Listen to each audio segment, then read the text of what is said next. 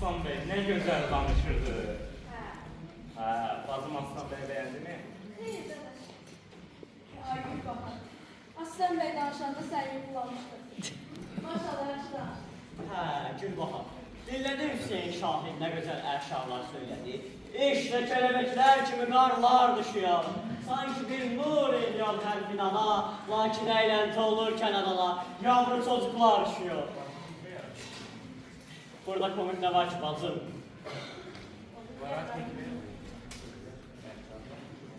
Dadaş, sözün doğrusu, Türkiye Bey'in danışığından sonra ilk sözde başa düşmedi. Göreceksin en son ben güleceğim.